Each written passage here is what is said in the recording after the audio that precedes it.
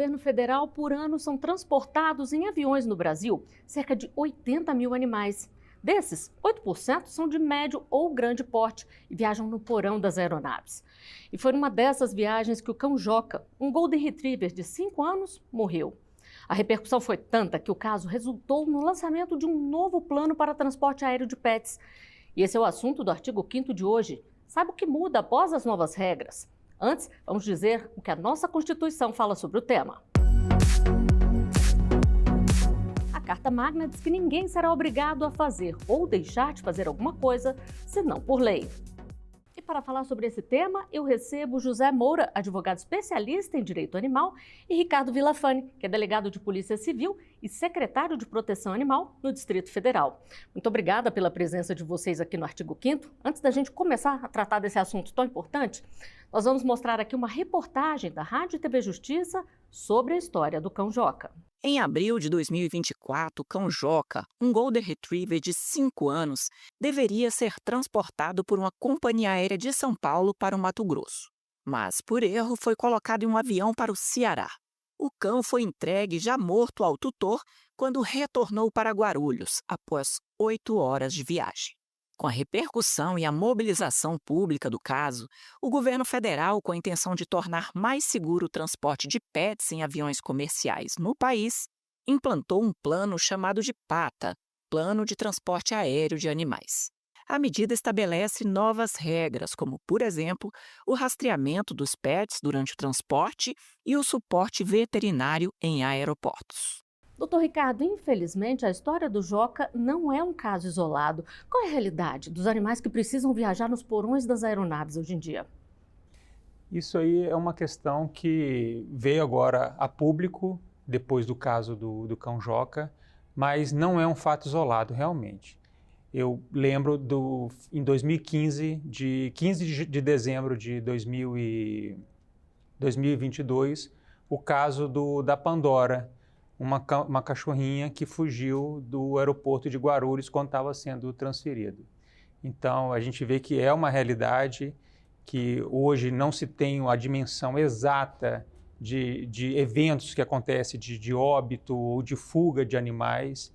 E esse caso do cão Joca, ele foi bem emblemático e trouxe esse tema para a discussão da sociedade e do governo também. E qual a importância do lançamento de um plano como esse?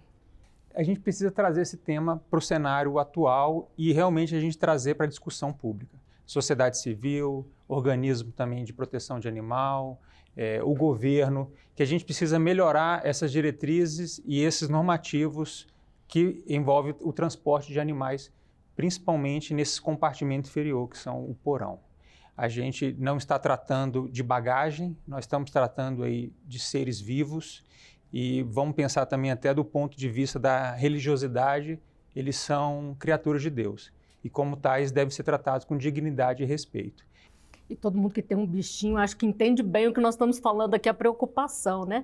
Doutor José Moura, o plano, que é conhecido como PATA, ele traz uma série de medidas preventivas que devem ser adotadas pelas companhias. Quais são as principais?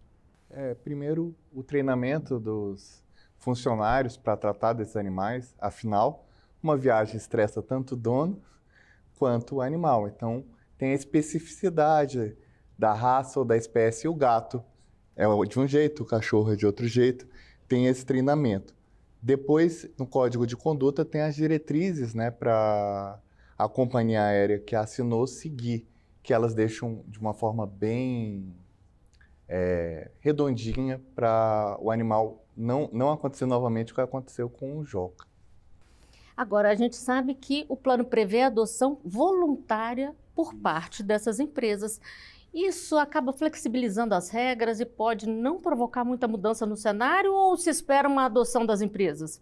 Num primeiro momento pode até parecer que sim, mas como hoje as pessoas têm menos filhos e têm mais animais domésticos, as empresas que não se sujeitarem, as pessoas vão deixar de viajar nessa empresa pelo livre mercado. Embora seja facultativo, é um constrangimento muito grande se a empresa não assinar esse código de conduta. Quer dizer, então, que agora os donos também devem ficar atentos a esse quesito, né? Vamos ver se a companhia aérea assinou ou não esse plano, né, doutor Ricardo? Ele é como o doutor falou, é um código de conduta, como se fosse um código de boas práticas. A ANAC hoje que é responsável por regulamentar essa aviação civil no Brasil, seja através de resoluções, portarias, citando exemplo até a portaria 12.307 também, que cuida dessa parte, mas a importância desse plano PATA é que ele é o foco no bem-estar dos animais. Esse é o grande diferencial. Por mais que você já previa antes o normativo da ANAC, o transporte dos animais, você não descia minúcias. E esse programa, ele desce a minúcias, ele fala de deveres, ele fala de responsabilidades, ele dá um canal de fácil acesso para o tutor, porque realmente a dificuldade que o tutor, que é o consumidor final, ele tem muita dificuldade, às vezes, de informação. Isso é o pior, né? Você ficar sem saber o que está acontecendo. Sem saber o que fazer, sem saber aonde procurar, o que eu recorrer, quais são os seus direitos. E esse programa PATA, ele deixou muito claro isso. A partir do momento que você vai poder os animais serem rastreados, você tem um canal de comunicação direto do tutor com a companhia aérea também, para você buscar os seus direitos. E além de você poder também transportar um animal de pequeno porte na cabine, né, com mais segurança, sendo que a guarda e a responsabilidade aí nesse caso é do tutor. Então acho que foi um avanço para a gente trazer esse tema para debate. E o tutor, ele tem que ser informado pela companhia aérea, doutor José Moura, se a companhia aderiu ou não ao plano? Sim, porque o Código de Defesa do Consumidor fala que a informação, né, o artigo 6, inciso 6 fala que tem que ser clara e específica, o consumidor tem que saber. O que é importante da portaria que o doutor falou, a única coisa infeliz desse tema todo é que o animal é tratado como bagagem, mas existe um lado positivo. O que acontece ali na portaria que o doutor falou? Ela prevê uma indenização, que é 1.131,10, que é uma unidade aérea de dano material. Né? Só que esse valor ainda é baixo, dá uma 10 é R$ 7,68, vai dar 8 mil e pouco. E aí o proprietário do animal tem que fazer uma declaração, aí a gente vai para a resolução 400 da ANAC. São várias micronormas que o animal dele vale mais que isso, que muitas vezes, por exemplo, uma raça específica, o Lulu da Pomerânia, por exemplo, é muito mais caro. Então, para ele fazer uma declaração para esse valor ser acima das 1.131, para ele ser eventualmente indenizado. Ninguém aqui quer falar que ele vai deixar de sofrer. Isso não paga, né? É uma vida, paga, como a gente já mas falou. Mas seria aqui. a indenização pelo dano material. Isso não impede ele ingressar com a ação por dano moral. Mas isso é uma maneira de moralizar e deixar mais claro que é um contrato. Né? A própria companhia aérea, cada companhia aérea, ela exige uma documentação com base nessas resoluções e portarias da ANAC. Então, o cartão de vacina do animal tem que estar atualizado, uma declaração do médico veterinário dizendo que o animal está com boa saúde, que tem condições de viajar durante aquele percurso. Então, a gente tem que sempre pensar no bem-estar e na segurança dos animais. Então, qualquer medida que seja tomada pela companhia aérea, pelo governo e também pelo tutor, é para salvaguardar a vida dos animais. Bom, nós temos uma pergunta de telespectador sobre as normas vigentes no Brasil. Vamos conferir. Quais normas regulamentam o transporte aéreo de pets no Brasil? Doutor José Moura, o senhor já falou aqui de algumas portarias, mas de forma geral. A resolução 400 da ANAC, que faz a referência, infelizmente, à bagagem, e o código de conduta que agora, né, as companhias vão assinar. E aí elas determinam até que peso, tamanho o animal pode viajar na cabine ou tem que ser no porão? Que é um animal suporte emocional, falam que é o cão de guia e o de estimação. Um animal de suporte emocional, assim como o cão-guia, ele tem que estar ali ao lado do dono. Nas viagens aéreas, como é que é feito? O problema é que o treinamento do cão-guia é muito específico, ele sabe lidar com aquela situação de estresse. Então, por enquanto, o animal de suporte emocional ainda viaja no porão, doutor Ricardo? O doutor falou, realmente essa legislação do cão-guia, ela é de 2005. Então já tem uma cultura aqui de você realmente aceitar, e a lei federal ela permite isso. E esse cão-guia ele tem um treinamento específico, como o doutor falou, e ele é certificado, então ele vai em todas as cabines. Já a questão, o animal de apoio emocional, o Código de Conduta, ele fala disso, e aí deixa um pouco aberto para as companhias aéreas. Então, uma determinada companhia aérea, ela aceita na cabine um animal de suporte emocional, da mesma forma que o cão-guia, sendo gratuito, mas foi o que o doutor falou, ele não tem aquele treinamento que o cão-guia tem. Então, muitos desses animais eles acabam tendo que usar focinheira, alguma coisa, porque pode incomodar, às vezes, um outro passageiro. Pegando o caso do Joca, assim, se a gente for trazer para uma realidade, vamos pensar assim, um casal viajando com um Golden Retriever. Então, talvez ele necessitaria aquele espaço da frente, conforto, e comprar as 3 cadeiras, porque o passageiro do lado, né, do casal, não vai gostar. Então, assim, o nosso direito vai até onde a gente não atrapalha o do outro. É uma situação que agora começa a ser mais discutida. Né? Exatamente. É preciso comprar um lugar extra para o cão ir, dependendo do tamanho? O que acontece?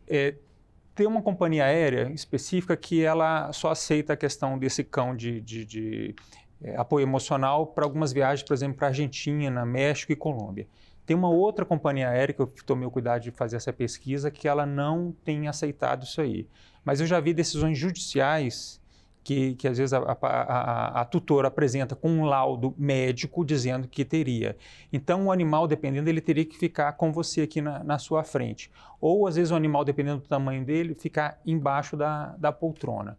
Os animais de estimação, de uma forma geral, uma determinada companhia aérea, ele fala que tem que caber dentro da caixinha de transporte ou da bolsa flexível, embaixo do banco da frente. Uma companhia aérea não coloca o peso, mas fala que o animal tem que ficar em pé se mexer. E uma outra companhia aérea fala que tem que ter um máximo de 10 quilos o animal e a caixinha também. Então ele teria que se acomodar, no caso, voltando ao animal de apoio emocional, centrado aqui nas suas pernas ou embaixo do assento. O que às vezes é difícil, por isso que eu vejo que, de certa forma, essa ainda não é uma prática corriqueira das companhias aéreas. Como uma relação contratual, complementando o doutor, então, assim, eu vou criar uma resolução. Então, dentro da companhia, para colocar o Golden, o contratante teria que comprar o assento conforto e a cadeira do lado. Aí ele ficaria ali com o Golden ali. Seria um meio de contornar. E também, aí seria contornar. Então, por isso que o doutor está falando, cada empresa é de um jeito. Tem a do cachorro de 10 quilos, tem de cachorro de colo, né? Tem de várias formas, basicamente. O tutor tem que ficar atento, E o Código de Conduta fala que a responsabilidade integral é do tutor, né? Basicamente. Bom, a gente vai fazer um rápido intervalo aqui. O artigo 5º volta já.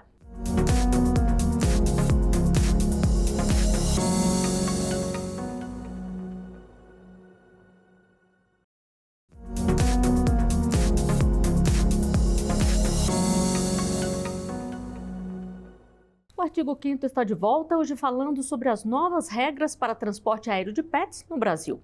E eu continuo conversando com esse tema com Ricardo Villafane, que é delegado de Polícia Civil e secretário de Proteção Animal no Distrito Federal, e com José Moura, que é advogado especialista em direito animal. Doutor José Moura, nós falamos aqui da questão do cuidado que é necessário, né, por parte das companhias aéreas.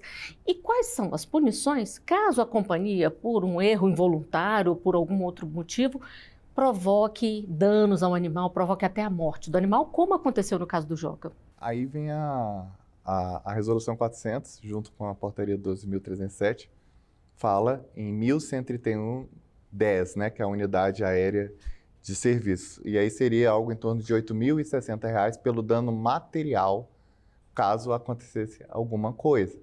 E aí, retomando aquilo que eu já falei, se o seu cão vale mais que isso, a gente sabe que vale mais, mas na nota fiscal vale mais que isso, coloque na declaração esse valor, porque senão a companhia não irá indenizar num valor superior.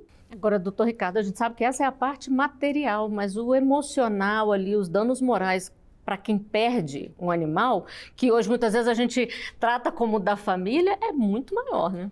Flávia, não tenho dúvida, Flávia. Hoje muitas famílias optaram por não ter filhos ou ter poucos filhos. E está no direito deles também. E às vezes acaba um animalzinho de estimação substituindo esse espaço. ou quando os filhos vão crescer, às vezes fica mais idoso, ou não, uma pessoa solteira realmente que, por opção, queira ter um animal de estimação. Então, esse animal acaba ocupando aquele espaço vazio, aquela companhia, e cria um amor, é inevitável. Esse amor ali do cão, do gato, eles amam também a gente de maneira incondicional, diferente de outros seres humanos. Então, as pessoas realmente se apegam. E quando a gente fala assim que um animal fugiu, ou que ele se lesionou, ou que ele veio a óbito, isso aí causa uma dor que só aquele tutor sabe, porque só ele que sabe o amor que ele tem para aquele animal. A gente consegue imaginar, mas não o tamanho da dor daquela pessoa. Não colocar. E às vezes é difícil você quantificar em valor, e mesmo essa indenização de danos morais não vai suprir aquilo ali, não vai acalentar a perda daquele animal. Então é uma coisa única ali, é uma dor que realmente a pessoa vive um verdadeiro luto. O senhor falou aqui, lembrou no primeiro bloco, né, do caso da Pandora, e eu lembro de ver reportagens do tutor dela procurando por tempos e tempos, né? Ele ia atrás de cada pista que aparecia, né? 45 dias, exatos 45 dias. Talvez eu tenha me confundido com a data, que era 15 de dezembro, né, de 2021, e ela foi localizada no dia 30 de janeiro de 2022. Foram 45 dias o tutor atrás. E aí você vê, ele estava ou não estava com uma angústia? Com certeza estava, e a gente só tem noção do tamanho da angústia. Ele mesmo só tem noção do tamanho da angústia dele, porque a gente não pode quantificar isso. Agora, doutor José Moura, com esse plano, existe a previsão aí, né, como a gente já citou aqui rapidamente no primeiro bloco, do acompanhamento em tempo real, de mais informações. Qual a importância para os tutores terem acesso a esse dado, que é quase como vigiar a viagem ali do seu bichinho, né?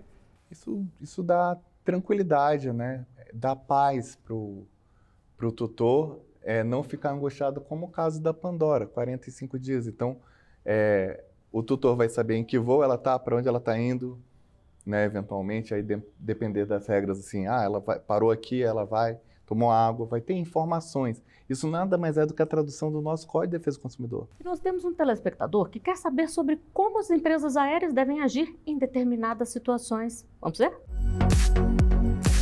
Eu queria saber se em casos de eventos que afetam a saúde dos pets, como lesões, fugas ou óbitos, o que a empresa deve fazer? Doutor Ricardo, o primeiro passo é comunicar o tutor? É comunicar o tutor. A empresa, é responsabilidade dela, ela apurar o que aconteceu e realmente chegar a uma conclusão.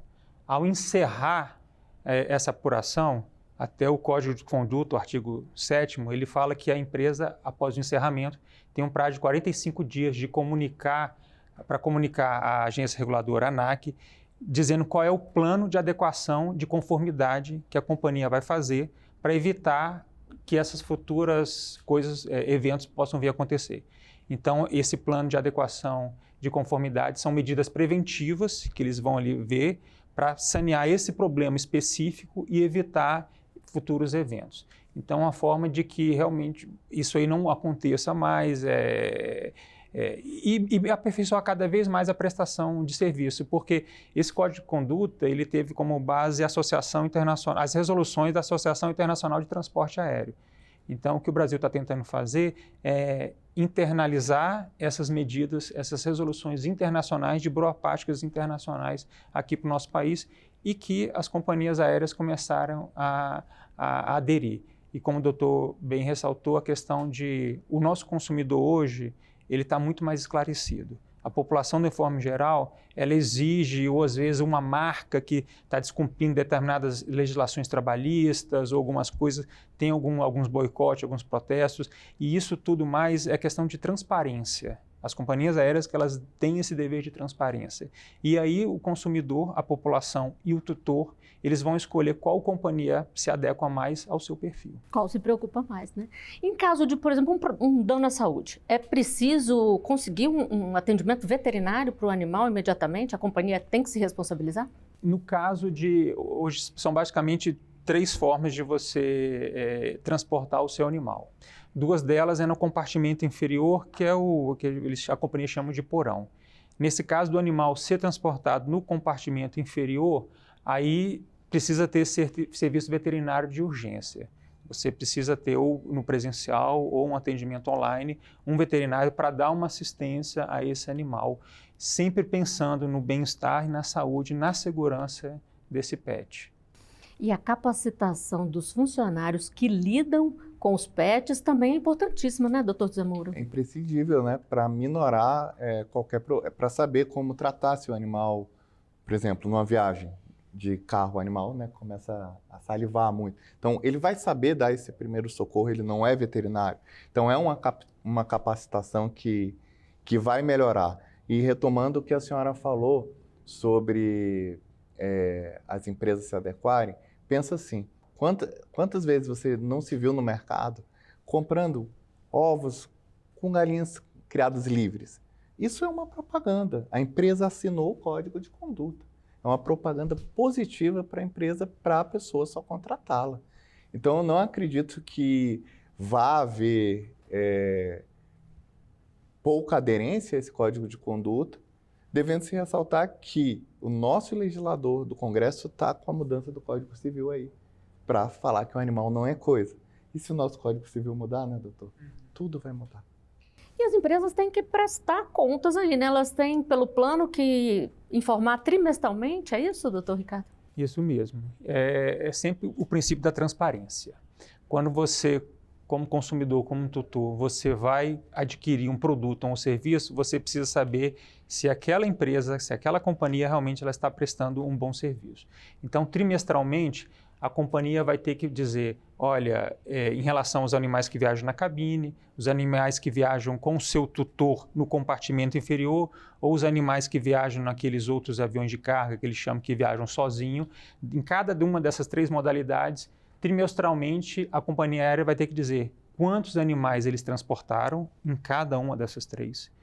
Quantos animais tiveram evento com fuga ou lesão em cada uma dessas 3 também, e quantos animais vieram a óbito também igualmente em cada uma dessas 3. E aí o consumidor ele vai poder olhar, ver, cobrar, e a gente sabe que o doutor falou, é o livre mercado.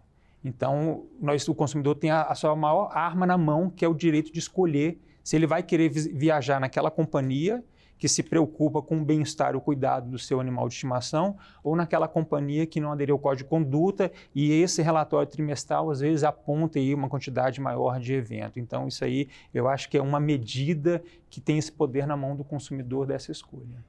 Bom, e sobre isso aí, nós temos uma pergunta de telespectador. Antes de encerrar a nossa conversa, vamos assistir. Qual órgão vai fiscalizar se as novas regras estão sendo seguidas? Doutor José Moura, como é que vai ser esse monitoramento? Porque o consumidor faz a parte dele, mas o governo também tem que fazer, né?